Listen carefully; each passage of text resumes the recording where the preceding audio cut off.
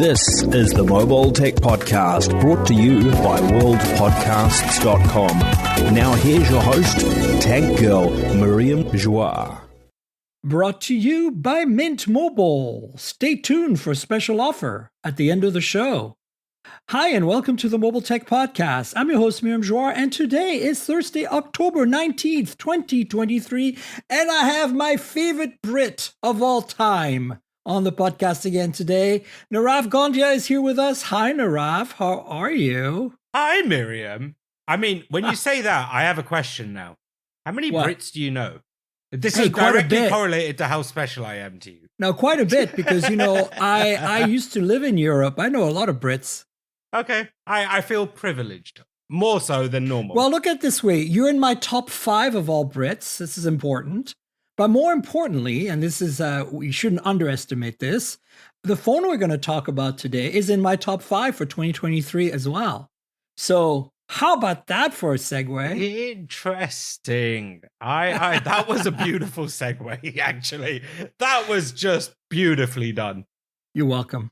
So OnePlus Open launched today officially. That was the embargo. When you hear this podcast on Sunday, it'll be a few days. You'll get more reviews. I want to focus obviously on your thoughts, my thoughts. I have my review on hothardware.com. Check it out.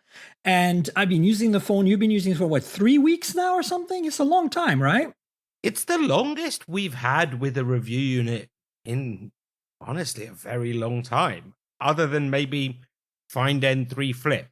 Yeah, although to be frank, mine did not arrive till about a week before. And so I reviewed the Find N3 Flip for Gear Diary for Judy, and I really only had about 10 days with it, even though they had promised to send it way sooner. But this 3 weeks, I mean, we got it like late September in New York City. 22nd? 28, I think. Yeah. But anyway. Yeah, sorry, 28, you're right. Look, the bottom line is what's interesting to me here. Let's start with kind of like the killer news item while we go here. Obviously, this is the exact same phone as the Oppo Find N3, not Flip, the regular Find N3 that was launched yesterday in China as well. Yesterday being today. Anyway, same day. So this kind of, let's start just with that alone. Like, what's your thoughts on that? Because to me, there's so much going on here. So I was literally writing on the Open about this. So I was using the Open to do what I normally do. I was doing that earlier today. I think it's genius. Like, the reality is we've always known they work together. Right. We always knew that it's all one group. But what they're explicitly coming out and doing is, hey, we've recognized that OnePlus is the stronger brand in the countries we want to be in, i.e. not Europe, but in America, India, and other parts of the world. Why are we going to try and build this? We're already struggling with one brand there. Let's put everything into making sure that instead of it being two companies sharing some design ideologies or parts, it's two companies working together on one product. And I love this because if you look at it, it's so easy to think of it as this is just a rebadged N3. And you'd be kind of correct. But there's more to it because an Oppo phone doesn't usually come with a slider. So you know that because of this alert slider, they have been doing this together for a while, right? Yeah. And this is what makes even the N3 Flip very interesting. Because all of a sudden you can now see the hallmarks of OnePlus, but not just in the alert slider. I actually see that in software. If you look at the N2 Flip versus the N3 Flip, the N3 Flip is so much more polished, i.e., it feels more like OnePlus made software. They've toned down some of the parts that don't work in Western markets. And maybe there'll be separate bits in China, but like what we were given is a truly polished phone that you could see on a shelf in pretty much any country. And this is where I think it's genius. We finally have a playbook for any Chinese company to follow over a 10-year period if they want to get into smartphones in the West. If Xiaomi wants to launch in the West, which you know that every Chinese company wants to, every company wants to be in America, this gives them a playbook to watch, and they're going to all be watching very, very carefully, without a shadow of a doubt. 100%. I feel like if Xiaomi wanted to do this, and we're going to talk about Xiaomi in a little bit, but if Xiaomi wanted to do this, the Poco brand would be the one I would pick, right? I don't know, because, yeah, I definitely wouldn't pick Redmi. No. And I definitely would pick Xiaomi because it's a little Xiaomi. hard. Yeah. I mean, when it was just the Mi brand, it made sense because there's a lot of Mi products in the US already, you know, like the ecosystem products, right? Like I have an air purifier and a bunch of other stuff from them, right? So the point is, though, that they killed that brand. So now I think Poco, you know, they would have to kind of like Honor had a chance to be the Western brand for Huawei. Remember back then? I was consulting with them and I advised them that they should do that. They should split the branding. It's the same company back then. It was, well, it might still be today. Who knows? But, you know, back then it's the same company. And it was like, do Honor in North America, do Huawei the rest of the world, whatever it might be, or Honor in Europe as well. Anyway, let's come back to the OnePlus and the Oppo thing, because go back to OnePlus for a second and Xiaomi, just to say what it said was about Xiaomi. I think back to all the years in retail, I don't see Poco as working in Western branding. Okay. I think they would have to try something ground up new. Okay. And they have that's the much resources harder, right? to Because do it. I think the reason this is working, this Oppo OnePlus thing, is because the OnePlus brand has had its up and downs, right? But it's still super known, at least in certain circles. I think the average person on the street is still like completely confounded by it. But I disagree. My neighbor, in fact, on my street in Northwest London, there's about 4 No, I'm talking about phones. North America. Oh, yeah. London, of course. But there were 4 OnePlus phones. Obviously, every country is different. But going to the point there, though, I think if for someone like Xiaomi or any other Chinese manufacturer, you have to be committing to 5 years of executing on a strategy. 7 years, 8 years, 10 years. And it's not just, hey, we're going to set up a new brand and do this. They've got to follow it down to, we have our own team working on, the parent is simply a supplier to this company. This company has to take its own destiny, its own people, its own hardware design you don't really get around, but its own choices and specifically its own software. You do all of that, you have a chance to right all the things that OnePlus has done wrong, which is they're letting go of those carrier relationships is the biggest problem with the Open. Yeah.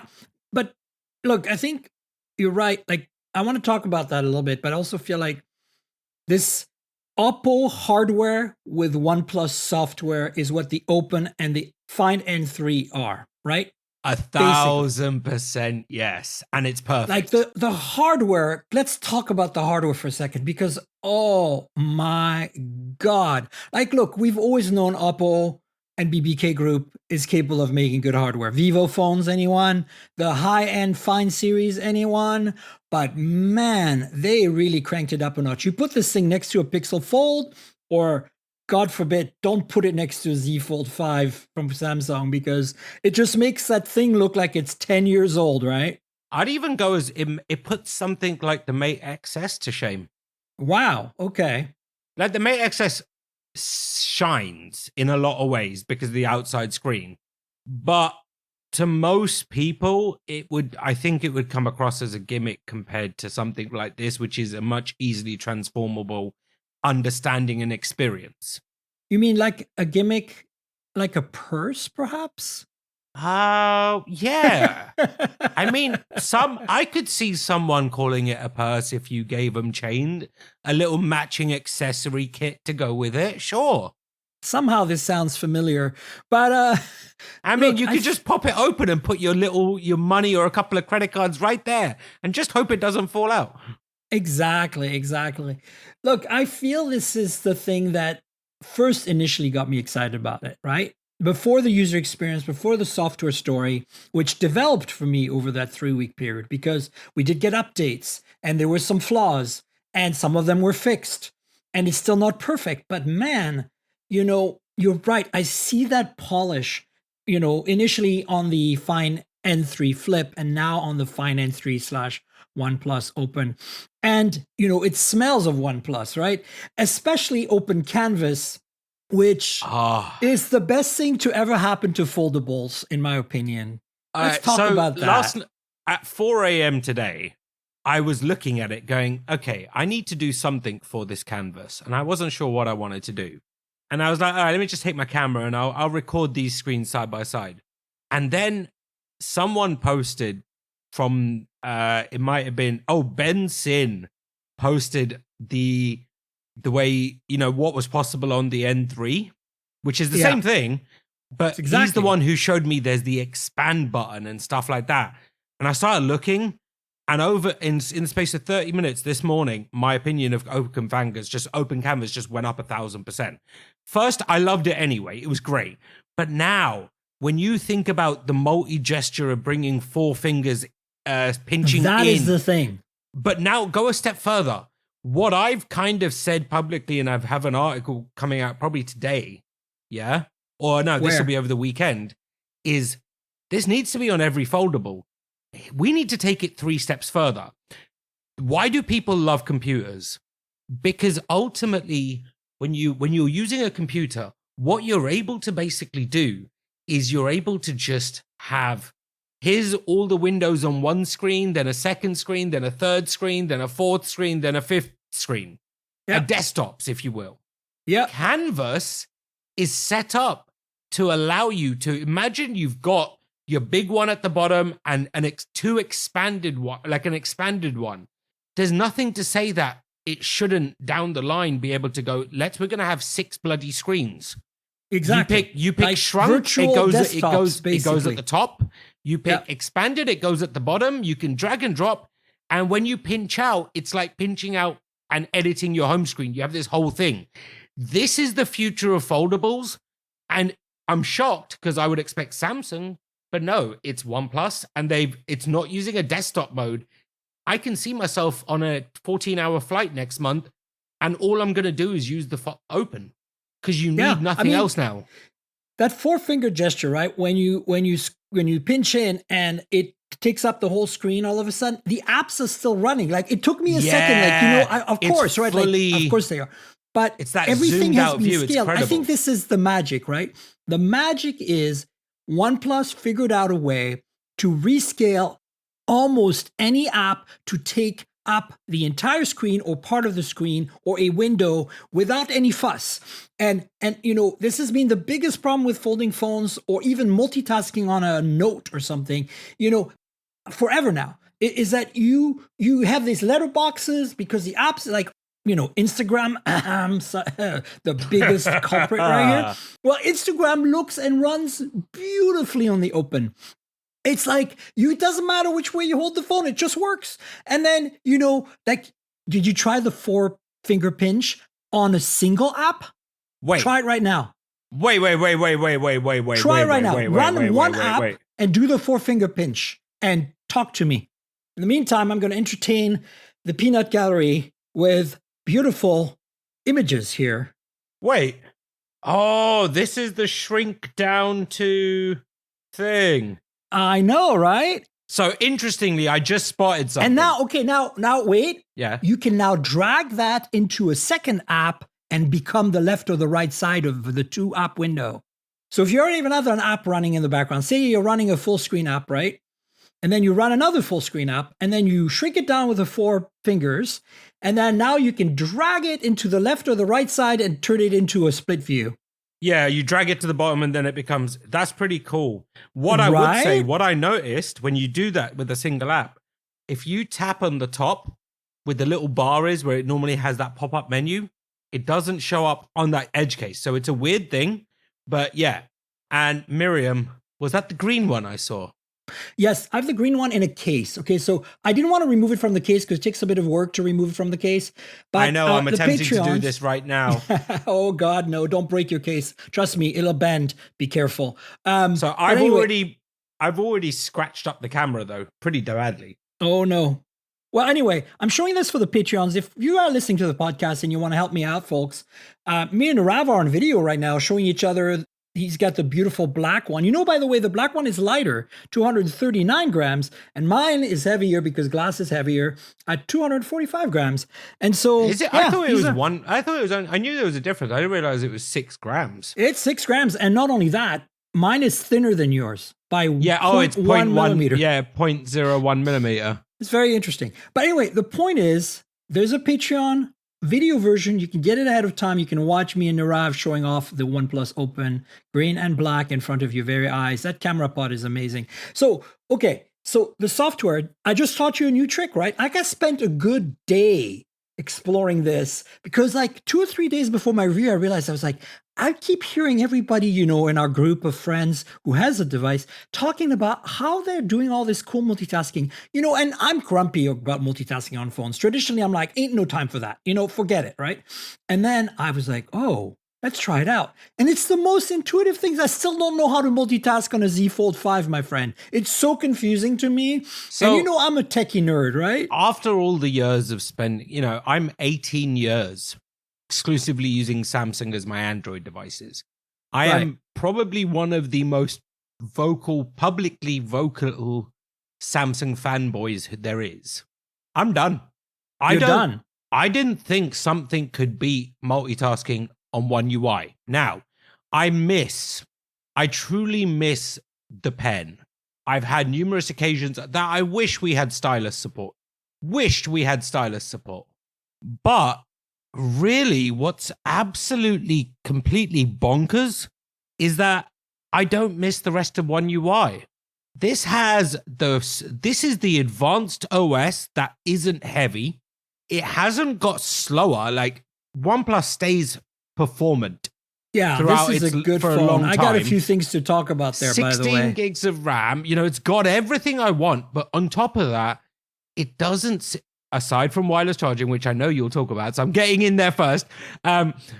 Aside from that, it actually doesn't feel like there's compromises. And for the first time, we have a phone that is a great all-rounder. I mean, let's be grumpy for a second. There are compromises. The first compromise is, you know, wireless charging. I'm not going to expand on that just yet. The second compromise is IPX4, which is not as good as IPX8 or IP54 or whatever other phones have that are folding phones. Well, I don't care. At retail, that IPX4 is going to be sold as partial waterproofing or water resistant. But you've seen Michael Fisher's video. It of works. Them spraying the freaking thing. Like, I'm not too worried. Like, people are upset. I've read a review today where they were upset that it's like you can't dunk it in a bathtub. Like, come on, okay? Like, yeah. To those same people, I ask a question. For real, like, be real. When the hell did you last use your phone in a bathtub? No, I think what they're talking about, and I understand their perspective, is you're working, you have your baby in one hand, you have the phone in the other hand, you drop the phone in the bathtub, you're about to give the baby a little bath, right? Got it. I get it. That happens. Or you spill a Coke on the phone, right? Like, I think and it then would be then fine. you need to rinse it, right? So how long can you run it underwater at IPX4 versus IPX8? I get all that. But to me, this is such a minor thing. But more importantly, the third thing, and you kind of touched on this already, which is also a bit of a letdown for some people, is the lack of pen support. So, there's that. And then the final letdown, and it's not a important letdown. To me, the biggest one is wireless charging of all these 4. But the final one is no millimeter wave 5G. Now, do we need that? No. But this is the reality. I want to adjust our expectations. The Pixel Fold and the Z Fold 5 from Samsung both have millimeter wave. So clearly you can do it, but clearly it wasn't a priority for OnePlus and Oppo. And I understand why, and I don't think they should bother. But at the same time, those are the compromises, which is minor. Overall, this thing is amazing. I think that's what I meant when I said no compromises.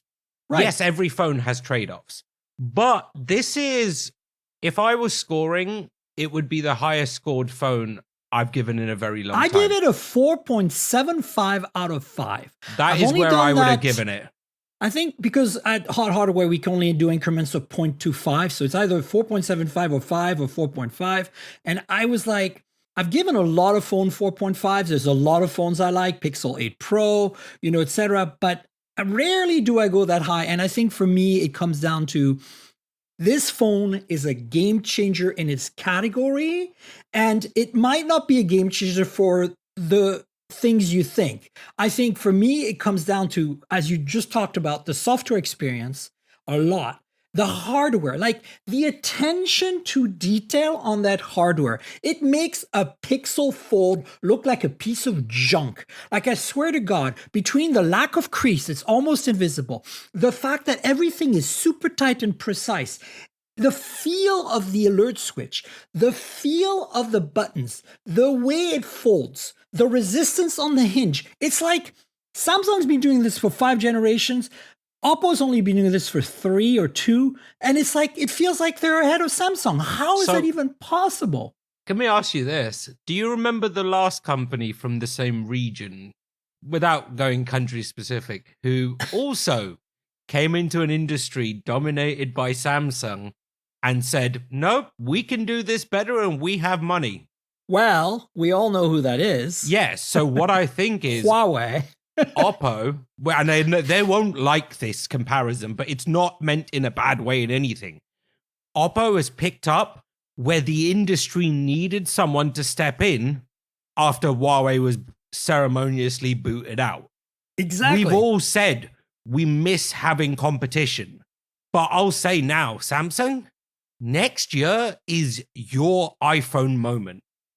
Yeah, you better not screw that up.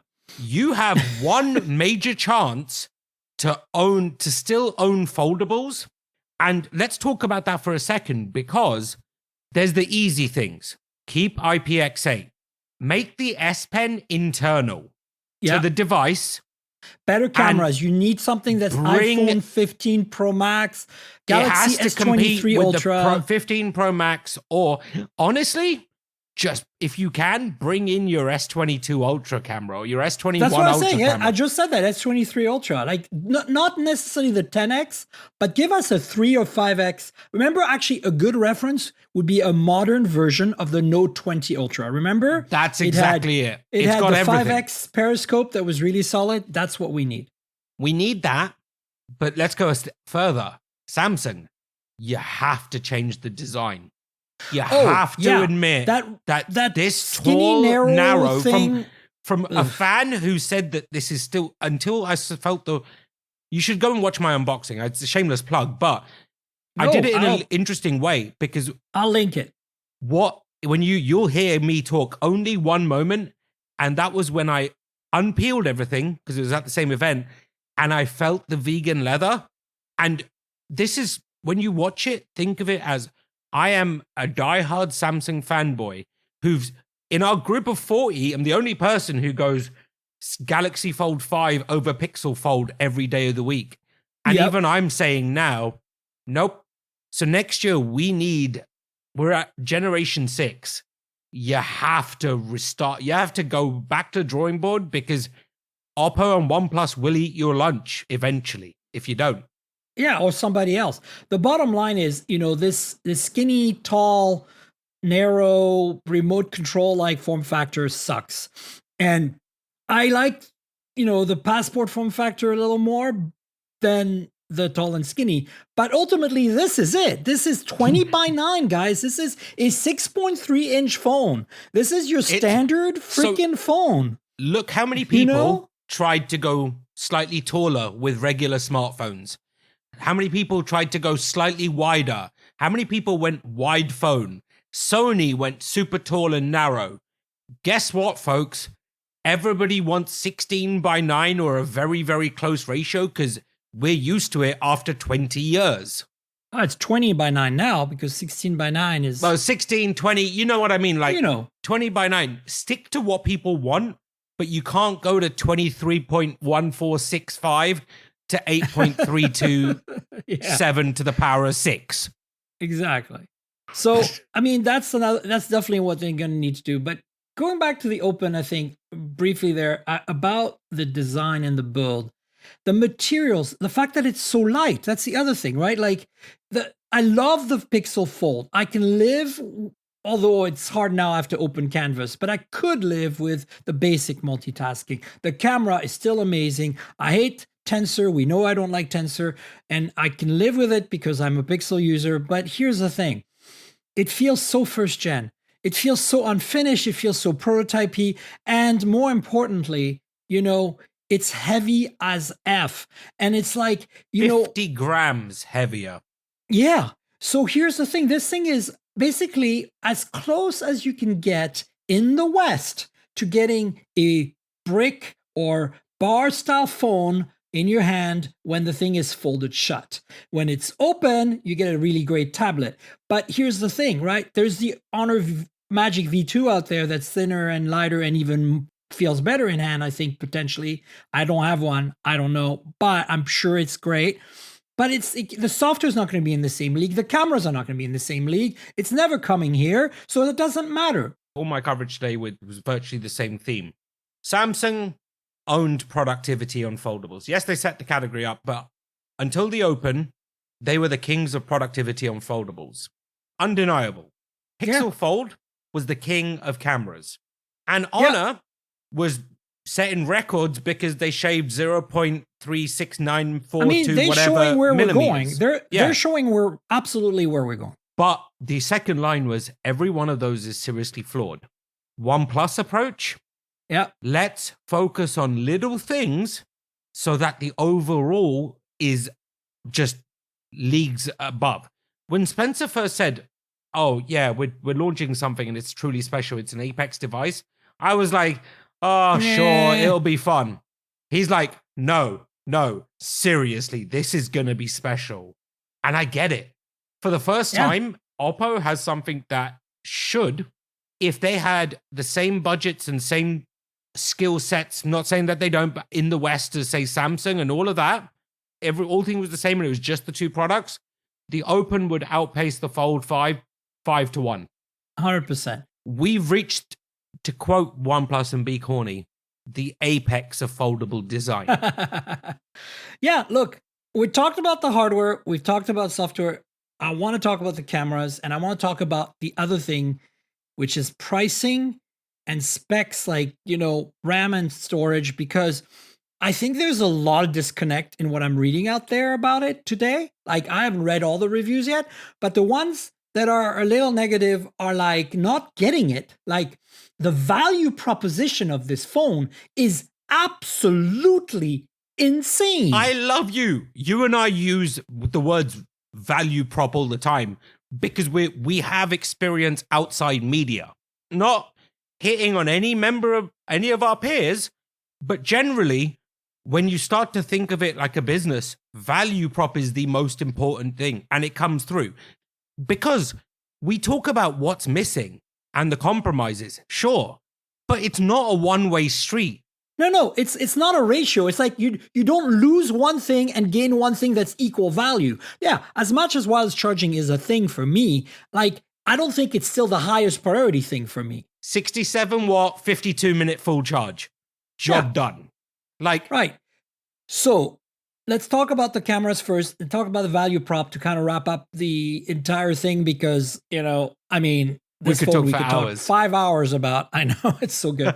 So cameras, look, the cameras are the first cameras that I think OnePlus has made that are finally competitive with the flagship, grade of cameras. It's not at the top still, but it's definitely solid. And I feel like a little bit of tuning and it'll be perfect. Now, I was thinking about that on my way to get a coffee because we were both up super late and it's like early afternoon and we're just basically, for me, waking up and doing this podcast. So I was having a coffee, walking back to my apartment, and I thought to myself, I think the problem with the cameras that we see from the Chinese manufacturers is not the technical prowess. It's not the hardware, that's for sure. It's not even the imaging pipeline. It's not the color science, that's for sure. It's the fact that By saying this is a Hasselblad camera, by saying when back in the day when Leica was with Huawei and today with Xiaomi, saying it's a Leica camera, I was saying it's a Zeiss lens for Sony. We're immediately putting these phones in a category that makes them less accessible to the public. Bear with me on this thought. The reason the iPhone and the Samsung phones are so dominant in this market is because they have mastered something that no other phone has mastered. The ability for the average person, and Pixel has the two, right? Pixel is also in that category. The ability for the average person to mash the button and get a perfect photo every time. When your kids are running around and you're trying to get that shot and it's low light and they can't be blurry, you go to an iPhone, you go to a Samsung, you go to a Google Pixel. You still don't have that level of complete confidence with this phone. And that's a Chinese design decision. The moment you put Hasselblad or Leica or Zeiss on a pedestal, you're talking to a different audience. You're talking to photographers. And even though I know a lot of it is just marketing, the reality is you look at this hardware and it's tops. You look at the image processing and it's tops. And you look at the color science and it's tops. So it's living up to that promise, but it's not living up to the final promise, the promise that's the most important in the West, which is get that low light shot of the kids running. No matter what you do, tap the button and it's there. Now, it's close. I'm nitpicking here, right? I think this is a problem. I think we're closer than any other phone. Oh, yeah. But I'm saying this is not just a OnePlus Oppo problem. This is a Xiaomi problem. Yeah, you see it with the Ultra. The Xiaomi 13 Ultra is an incredible phone, possibly the best hardware on a phone we've ever seen in terms of imaging. Yet it doesn't deliver consistent photos still. Right? So Find X6 Pro, jobs, same thing. Our jobs rely on, let me see how I put this. Our jobs rely on our ability to ask every little question that someone may wonder and to disseminate and to test that. The reality, though, taking just the Open, for example, to me, the Open is just as good as an iPhone 15 in pretty much every condition. Yeah, absolutely. And the iPhone 15 isn't perfect. No phone is. But if you look at what everyone does, they're like, well, this is what I got. Most people, the ability to take that night shot of the kids in whatever edge case, it's one thing going, I need excellent video footage because I'm a wedding videographer who's going to use a phone. Yeah, exactly. It's another thing to go, I need to take some videos when I'm at my friend's wedding. You don't care how they came out at the end of it. You're great if they're happy, but I've taken some questionable footage, my sister has, and what you do as a human being, you go, well, this is the best I got, but I still got something. So to me, I don't think it's a problem. No, I don't think it is either. I'm just pointing out, though, that in this market, because we have 2 players, 3 if you count Google, that are really good at this, mash the camera, everything works and it gives you good results all the time. I think it's hard to sell the idea of this Hasselblad branded, Leica branded, Zeiss branded ultra camera, because in the end, when it goes down to a showdown between that and an iPhone 15 Pro Max, the iPhone 15 Pro Max is going to win, right? In terms of certain conditions, getting that shot. Not every time, though. No, not every time. Not absolutely not every time. Like if you're like me and you, where I walk around, from my daily exercise walk, and I see a photo in my head, and I, pull out my phone and I frame it and I think about it, I take a shot, and like sometimes there's motion, sometimes there's cars, and of course I want to freeze the motion, but it's not as critical to me, right? And I think that is kind of where they're coming from, and I think they need to kind of think of, ideally we want both. Right? Like what I miss on Google until now, because the Pro finally addresses that, is, the ability to pro settings, right? Like what I miss on the iPhone is pro settings, right? I get it. And I remember back the early Nokia phones. I've got a 1020, I've got an 808, and I have an N8 all in my office. I can guarantee that, they did that well back then. But when you think about the complexity now, I understand it. And the way I understand it from OnePlus perspective is it's like the rest of the phone. How many people and we'll come to this. I'll come to that. They made conscious choices based on what their market research told them was important. 100%. And I remember building a phone in 2020. Yeah. Every choice has 7 tentacles off it. Like, to anyone who's listening who hasn't been in that product role, it's hard. This beep is hard, really hard. So I get it. Very hard. But so they made conscious choices, and what they made the choice was that they're not going to focus on one specific type of user. They're instead going to build a phone that satisfies 98% of people's needs, which is still more than we have now. Yeah? Oh, yeah. I mean, it's an incredible camera. As I said, it's the best one they've made in years. How do you rate it? Well, this is the real question. I agree it's the best one they've made, but how do you rate it against Pixel Fold, iPhone 15 Pro Max, and Fold 5? Okay, so let's say, for me, let's put the Pixel 8 Pro as the 10 out of 10. Like, this is not, I'm just trying to do a relative scale. So let's pick a top and let's pick a bottom. The bottom would be, let's say, a 5. It's not a 5 out of 10, but let's pick the Z Fold 5 as like kind of like the lower tier, right? 6, 7. I mean, to me, the Fold 5 is basically like a Galaxy S23 Plus or 23. It's fine. It's fine. It's not great. It's just an S23. Right. Exactly. But so if you look in that scale, I think that the, S23 Ultra is like a 9.5, 9, right? I think that like the iPhone 15 Pro Max is like almost a 10 as well, 9.5, And then you look at this, it's like an 8.5 or a 9. It's close. It's very close. To me, I love what they've done. Like, there's so much innovation. The pixel stacked sensor from Sony, the Lithium sensor, that's a new one. Guys, you get the same amount of light gathering with half the surface area. That means you can make a phone that's thinner because you have less of that, optical stack to deal with and the Z depth. So even though the camera bump is big on this, most of the sensors are right in the bump, right? Like, because that's how they managed to keep the rest of it really thin.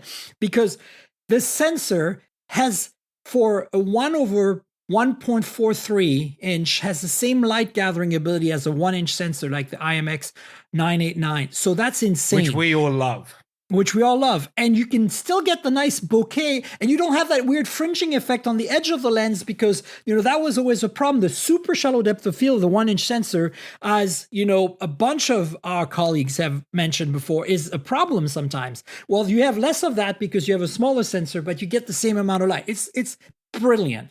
So do you know where I put this camera? Where? Between 9 and 9.25. Okay, that's fair. That's roughly why I'm...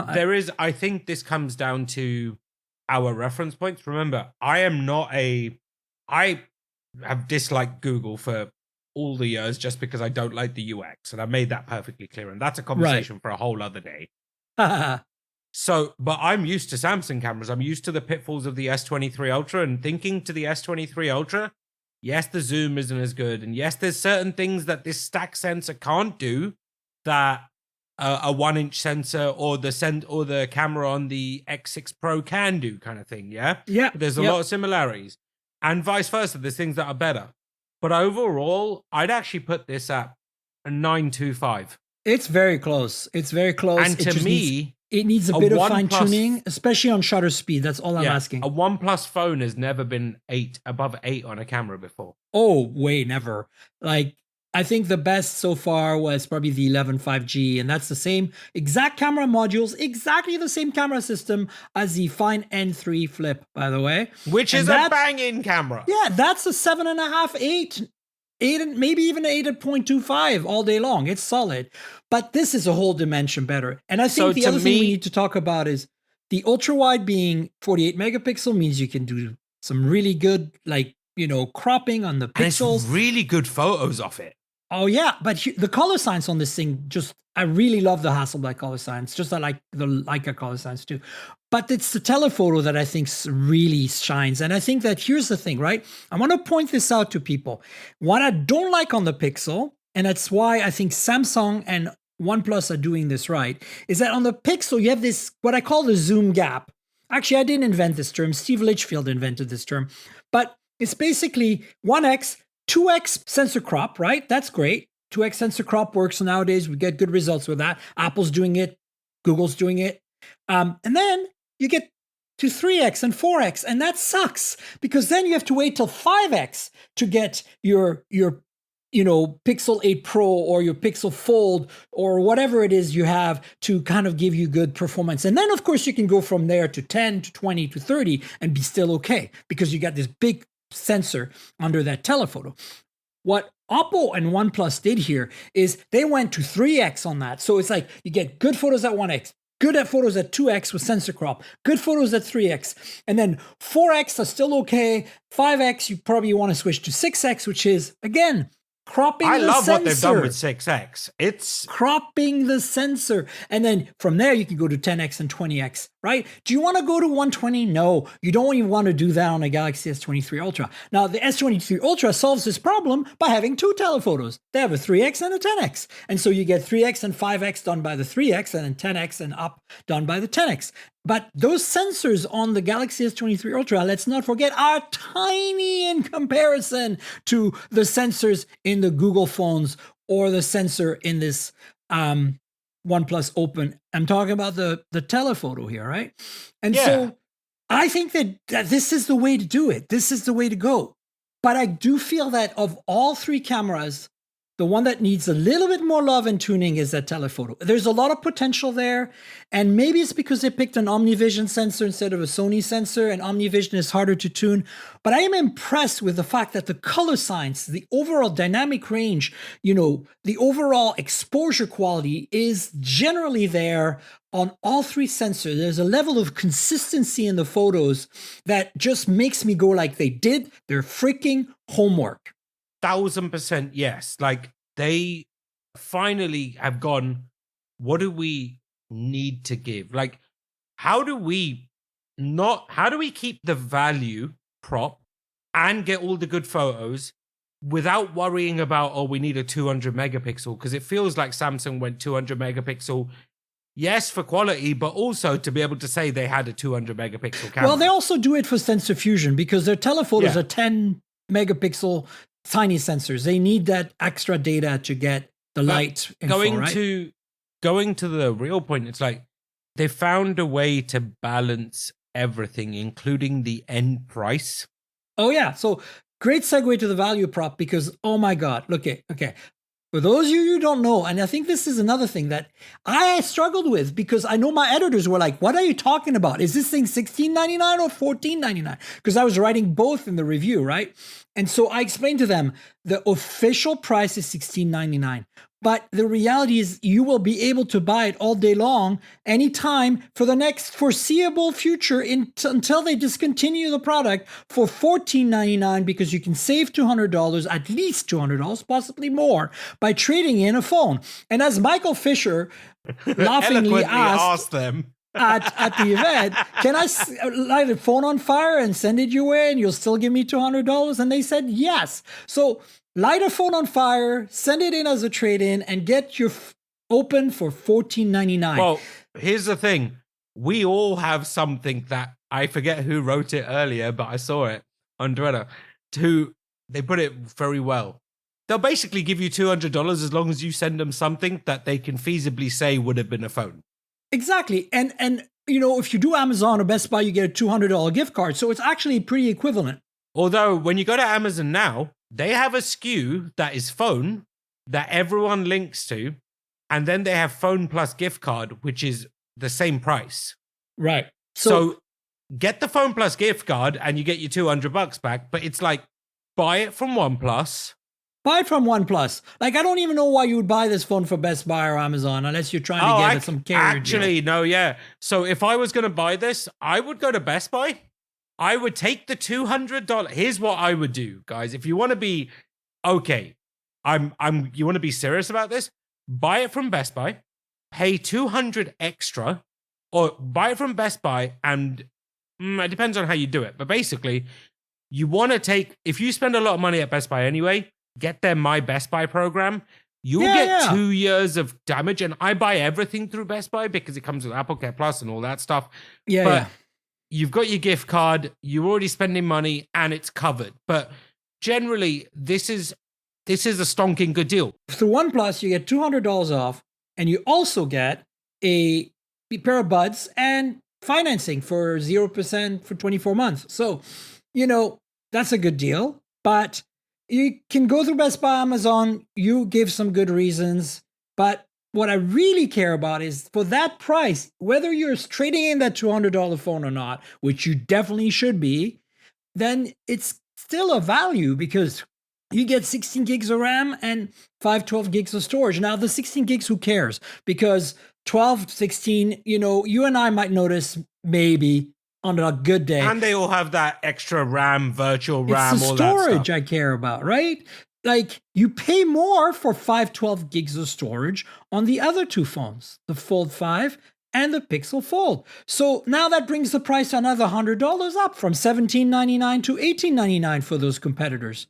So Samsung is $19.20. Okay, well, there you go. So my point is that, nobody's talking about this. Why is nobody talking about this?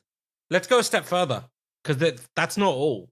If you're an average customer, you are then going to be like, oh, there's fast charging. Do I need a fast charger? And what it's in the box, yeah. So you're looking at least another $100, say 75, but let's call it 100 for your accessories that are included in the box that are not available anywhere else. And to me, the value prop here is it's 25% cheaper for a comparative like-to-like experience. Exactly. So the question I have for you now to wrap up the Open and go to the rest of the news is, do you think they should have just priced it $14.99? Why are they doing this? What makes sense? I don't get it. I think it's buffer for next year. If they price this at $1,500, it will achieve the same thing, kind of. It might even achieve a bit better. But it will mean that they can't go to $16.99 next year. And inflation is real right now, right? Yeah, it's a smart pricing strategy because without it, Samsung is stuck. For year one, it priced at $1,800 because, frankly, there was a lot of tech and R&D costs, and it wanted to make sure there was enough of a delta between that and the S whatever Ultra at the time, and boom, what do you have? You have a benchmark price set. Yeah, 100%. The reason the Flip comes in at $100 less than the competition is because these guys still need to make money. No one knows how much money they're making on this per unit, but I can imagine that Samsung has healthier margins. Yeah. Also, I think they could potentially, it would be a bad PR move, but they could potentially decide to remove that offer in the future in some way or another. Yeah, so there's probably some fine print somewhere. Well, they said the life of this device. Let that be the they case. Did. But because they can easily. I don't. What I'm interested to see is, when do we see the Open 2? Because there definitely will be. Yeah. And let's go to the next point quickly before we get off the Oppo OnePlus train for today, because there's more tomorrow. Oh my God, so much more. OnePlus Flip. Do you want the N3 Flip as a OnePlus Flip, or do you want them to wait till next year? I kind of feel like I want to wait till next year, but at the same time, they could go with it. It's just, I feel it's a little too late in the year now. Because here's the thing. If you launch the Find N3 Flip now, first of all, how well is it going to do competing against the Z Flip 5, right? The cameras, of course. But the reality is, this is a completely different consumer. OnePlus's kind of bread and butter is tech-savvy early adopters still, even though, there are a lot of normal people buying these phones, especially in other markets in the US. But the reality is, I think that's why the Open is a good fit to be a OnePlus device. But the Flip, I think, is a harder sell, and it needs to be a little more polished and a little cheaper, maybe, and a little bit bigger screen to compete with Samsung. They need to figure out a way to get those cameras somehow with a larger front display or a cover display. I want it to exist because I'm a OnePlus fangirl, but I do also want them to be focused. And right now, razor sharp on the Open is the way to go. Give us a OnePlus 12 that doesn't suck, and let's move on, right? OnePlus 12, quick question there. Because honestly, what they've done with the Open and N3, to me, screams of the future. OnePlus 12 equals Find X7 Pro. Yeah, OnePlus 12 should be a Find X7 Pro, but will it be, and does it matter now? Because as you said, that's not the future. Maybe the OnePlus 12 is just going to be a competent flagship that doesn't really push the envelope because they don't need to. Because this is the hero device now. Like, and also, I don't know, I think in the same way thing about pricing this like this, if they want to go and launch $1,000 phone tomorrow, it's no longer culture shock, sticker shock, because they've got the $1,700 foldable. Yeah, but at the same time, they don't need to compete with, an S23 Ultra. They can just compete with an S23 Plus or an iPhone 15 Pro base model, and that's $1,000. So if they can make a OnePlus 12 that's around that, like, I don't expect it necessarily to be. Here's what I expect. I expect if we see them doing this shared phone product thing for more than the folding phones, I expect the OnePlus 12 5G to be an Oppo Find X7 non-Pro. I like that. And then if they wanted to launch the X7 Pro globally, you do a OnePlus 12 Pro. Exactly. There you go. Yeah, right, quick done. thing before we move on. I am pissed off. I love this black. Screw the green, sorry. The OnePlus green just doesn't do red. this. It's like, you red. Get a black phone, people. Get the black phone. But you want the red. I want the damn red. And I am sad that they didn't bring the red to our briefing in New York. Well, remember, the Find N3 didn't exist officially. Also, here's the thing. That's a Chinese color. I mean, no offense. Like, I love it. But I'm just saying, like, this is perfect for the Chinese market. Have you seen the box on the OnePlus Open? It's red. Like, yes, genuinely, all of, like, OnePlus's color might be green, but all of their flourishes are red. Their cables are red. Right, but this is a burgundy, not a red. Like, I think they should make a red, like a product red version, But anyway, I agree. It looks hot. I wanted to just go buy a Find N3 and flash it with the OnePlus Oxygen OS 13.2. Done. The problem is the bands. You're not going to get the band support if you buy the Find N3, right? Hopefully next year we'll find it. OnePlus, Oppo, I know you guys do listen occasionally to different things, so I truly hope next year you bring us a proper red phone. Because red with wireless charging. That's it. That's all I want. Red used to be the color of Nokia and stuff, and it just worked. So anyway. Moving on. Someone who does do red stuff, Redmi, aka so look, Xiaomi 14 series has been building up rumors. Last week, we heard a rumor that it would be announced the week of the Snapdragon Summit, and that has been officially confirmed by Xiaomi. So, and the Leica partnership has also been officially confirmed. No surprises. The other thing that's happened is renders have leaked of the phone, and it's looking pretty hot. I mean, it's like an evolution of the 13 Pro, which I thought was a little boring looking. The 13 Ultra is definitely the more interesting looking phone here. But the 14, I like what they've done with that camera bump being bigger and the circles around the lenses. It's a little bit less bland. I'm not sure why Xiaomi is being so meh in terms of design lately. They've done some good designs. Remember, what was it? The 12 series or the 11 series? They were so hot with an oval camera pod. Like, what the hell? Anyway, I'll post a bunch of links to all the stuff, including my review and Nirave's unboxing of the Open, and then, of course, to the Xiaomi stuff here, so you can look at those renders and decide for yourself. The reality is, next week, I am in Hawaii for the Snapdragon Summit, so there's a chance they might even have the phone there or something. I'll let you know.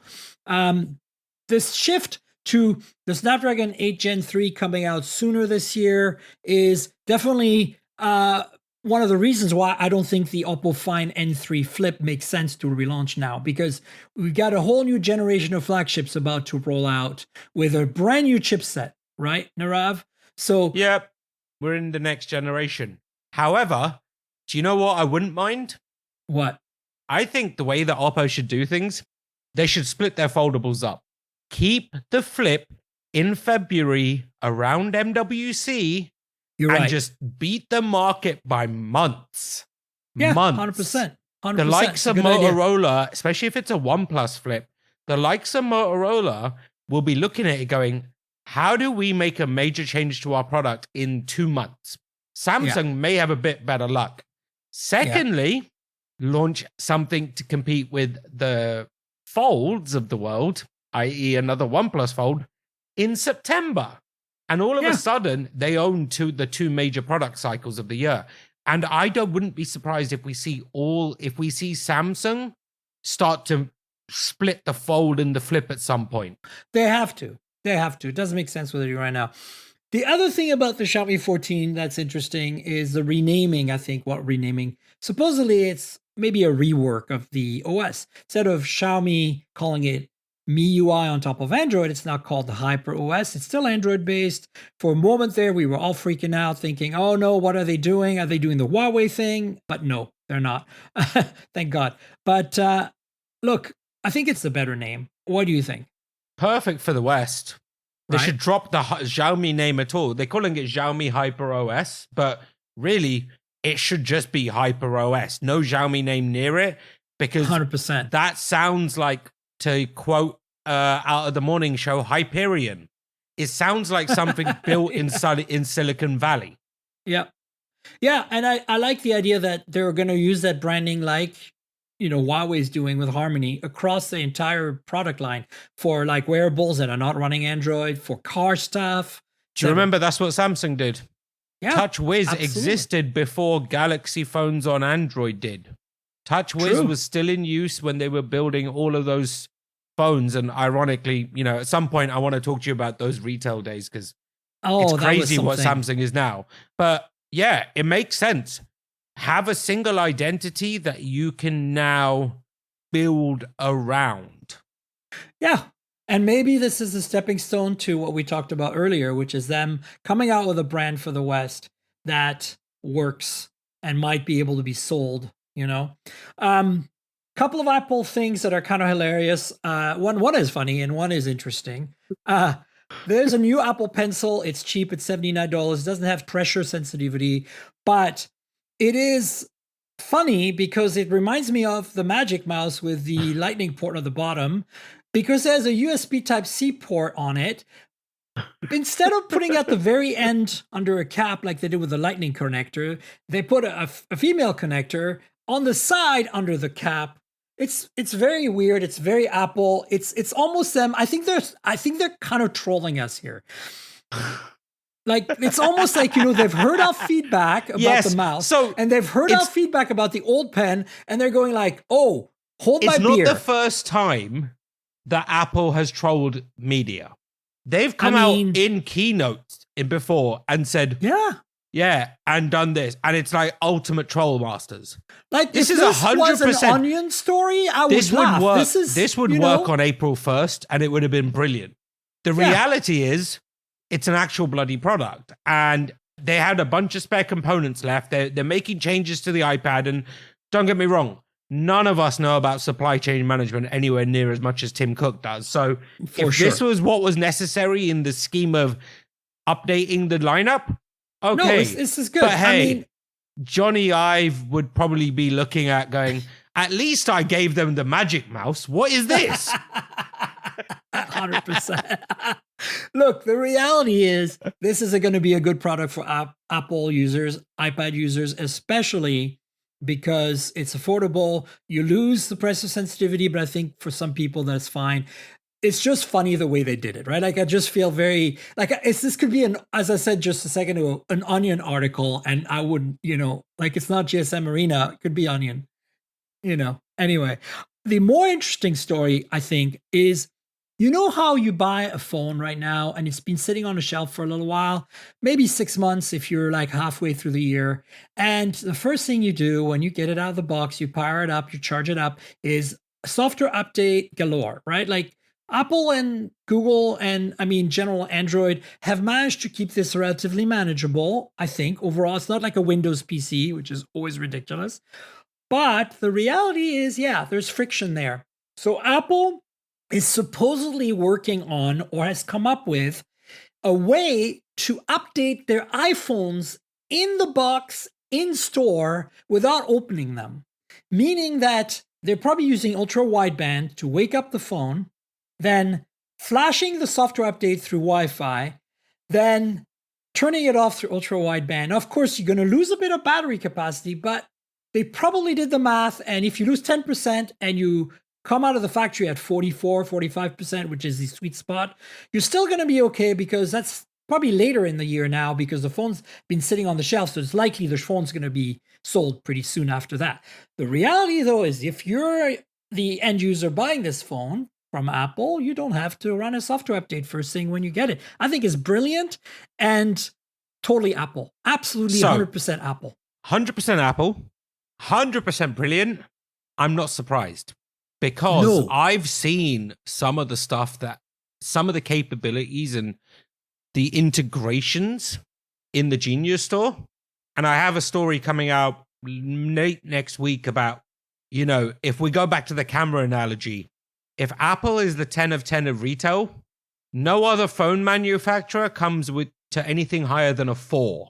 Oh, you're 100% right. They own that so hard. Going back to this is not a shocker. This is actually completely genius, because we've already seen how they've taken old hardware like a 3GS at one point and turned it into a POS system for themselves. Because they own the whole stack, they can build incredibly crafted experiences. I would go a step further. I wouldn't be surprised if we all know they've been exploring wireless charging that isn't magnetic or touch based. It's atmospheric almost. Right. We've seen that with what's that company at CES every year for the same freaking one. Yeah, same companies. If that's a piece of technology that they're actively looking at, this makes even more logical sense. Stick it in a box, let it do the power up, let it update, but let it charge, and then let it bring it all back together. It comes out the box fully charged, ready to go. Oh yeah, that's hot. Let's see how I think this is it's genius. I love it, and I think there'll probably be a security reason behind it as well. I'm willing to bet that they'll have ways. We already know they can lock phones down. Any carrier can lock a phone down with Apple very quickly. But imagine inventory management too. Like if you now have a way to live know what phones are charging on or updated or whatever, by just beaming stuff through the store shelves, all of a sudden everything more accurately than having to look up a database. Also interesting for Genius Bar repairs, because those drawers could turn into wirelessly updating and charging pods. So as soon as it comes out of that drawer that they have all the phones in, they already know it's up to date and charged. Imagine one step further. You drop off your iPhone to be fixed. They have to replace the motherboard. That means you have to have a backup, right? Imagine they back up your phone in the drawer to a secure bundle in the cloud somewhere or locally even, right? And then they repair the phone, and then they reflash all your stuff right back on it like it was before. And you come out of there with a brand new phone, basically, that has all your stuff on it. Yeah, I can absolutely see that. Well, on that note, do you want to tell folks where they can find you on the internet and various social media handles? Where are you writing? If you search my name, you'll find me on Twitter at Nirave, that's Nirave, on Instagram, and on YouTube as mint.insights. Mint.insights, folks. So check that out. Can you tell us where your writing ends up other than Mint Insights? As of next week, you'll see me on androidpolice.com as well. Awesome. Well, there you go, folks. So check out Nirave's work, and you know where to find me on the internet. I'm at Tankgirl, TNKGRL, on all the platforms. That's like Twitter/X, Threads, Insta, and everywhere else basically. So please follow me, and if you want to see pretty pictures of phones and cars and travel and food, that's on Instagram. I use it mostly for photos. Threads and Twitter X and Blue Sky are kind of like more links to my stories and stuff like that. There's a YouTube channel as well, youtube.com/mobiletechpodcast, with unboxings, hands-ons, that kind of stuff. I've got a OnePlus Open video coming up this weekend. So hopefully by the time you get this podcast, it'll be up there. So check all that out. The podcast lives at mobiletechpodcast.com. We're on all the big platforms, Google Podcasts, Apple Podcasts, Pocket Casts, Spotify, everywhere good podcasts can be found. So please subscribe and tell your friends. And then, of course, if your app lets you rate or review the podcast, please do that. That'll help everyone find the podcast better. And for YouTube, you should subscribe, of course, as well. You should like, you should comment, you should click the bell, all the good standard YouTube stuff, so you know how that works. Finally, there's a Patreon. I mentioned it a few times before. We showed you the phones earlier. If you want to get the full version of the podcast, because I generally cut out a little bit of stuff to, for time constraints, you'll find it on the video version of the podcast on Patreon, patreon.com/TNKGRL. That's patreon.com/tankgirl. And yeah, there's a bunch of other perks there, including access to the Discord.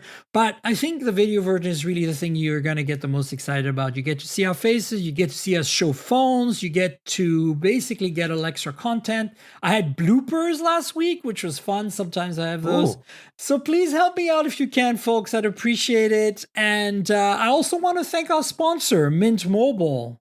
You know I review a lot of phones, so I'm constantly juggling multiple devices. While that's fun, it also means I'm spending a lot of money for wireless service on multiple SIMs. Thankfully, there's Mint Mobile, and that's who I'm teaming up with for today's podcast. If you want to save money on your wireless service, switch to Mint Mobile. You've probably seen the Mint Mobile ads featuring Ryan Reynolds, but let me quickly tell you how fantastic their service is, especially for tech-savvy early adopters like us. Mint Mobile offers premium wireless for as low as $15 a month, and you don't have to sacrifice any coverage, speed, or data. They're built on the nation's largest 5G network. They keep costs low because they sell direct to you online. They cut out the retail stores and salespeople. Why should you pay more than you have to for access to the same network? In my experience testing phones, Mint Mobile delivers the same data speeds and call quality as the big three for a fraction of the cost. Switching to Mint is super easy. Thanks to their eSIMs, you can sign up and activate immediately right on your phone from the comfort of your home. No more standing around waiting in line at a big wireless store. You can keep your current devices and phone number and easily switch services. And if your phone isn't eSIM compatible, Mint will ship you a new SIM card free of charge. The whole process only takes 15 minutes, and if you get stuck, Mint has a great customer service team to get you through it. All Mint Mobile plans include unlimited nationwide talk and text, plus lightning-fast 5G and free mobile hotspot. Mint will show you how much data you use each month and recommend plans that save you money. Mint also offers a modern family plan that lets you set up a super affordable family plan with as little as 2 lines. Use my link, mintmobile.com/mobiletech, to get premium wireless starting at $15 a month. Stop paying more than you need on your wireless bill and start saving big with Mint Mobile. And I want to thank you, Nirave, for being my guest yet again. Thanks so much for being on the show. Thank you so much for having me. I love being on this show. Mostly because we get to nerd out, and you are a delight as always, darling. So thank you for having me. And happy Thursday, folks. I had to think about what day of the week it was. Oh, thanks, Nirave. And listen, folks, we'll have Nirave on the show at some point in the future again, of course. But next week, there'll be another show, and I'll be at Snapdragon Summit. So stay tuned for that. Until then, cheers, everybody. This has been the Mobile Tech Podcast with Tank Girl, proudly presented by worldpodcasts.com. You can visit us online at mobiletechpodcast.com.